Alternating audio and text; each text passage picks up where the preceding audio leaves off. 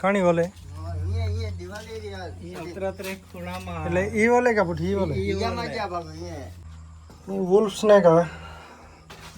દિવાળી પાસે રહી મોટે ફાગે एगो હા વિંજેરિયા विंजेरिया को बड़ा જેરી નહીં આવે એ પણ તો દિવાળી પાસે રહી હે દિવાળી પાસે અદ્દર ચડી જાય एगो હા ના ખાણે રે शिवले खा टीरा चढ़ी जाना रे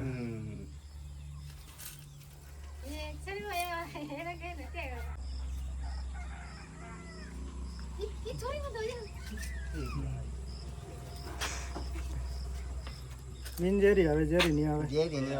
आवे जेरी नहीं आवे पण तो बहुत जणे याणा है जेरी समझी बेहद ये जेवा झलो काला आवे ती जेरी आवे पण तो ये बिन जेरी यामा हूं काले आवा था का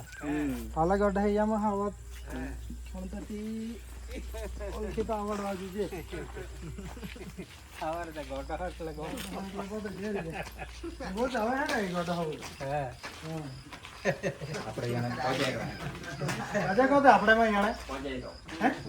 को जाई रो को હા તે દુકાન ન દિવાલારી રહે એટલે પહોંચેરા અમારા લારો રાખો પેલો પછી પથ્થર દીકલા કે ના પથ્થર લારી પેલો क्या ले समझ पकड़ी रहे ना ओ ना भाई तने बीक नहीं लागे मन तो बहुत बीक लागे ले पकड़ वगर जेरी आवे हां ये जेवा ती काला आवे का नहीं ई हापण को ते ती जेरी आवे हां वगर जेरी आवे आ गरोड़ी खावा घर में આવી જાય મોટે ના એકદમ ચપટ દીવાલ હોય કે નહીં તો આ એમ જ ચડી જાય એમ જ હા હું કે મેહુલ બે ત્રણ જગ્યા આવી રહ્યો વગર જે કાંઈ નહીં કડી રહી કે બે ત્રણ જાગે કાઢી રહી કાંઈ નહીં આ વગર જે આવે કડી રહે તો એ વાંધો નહીં બધા કડ્યું તો કેવું કેવું દે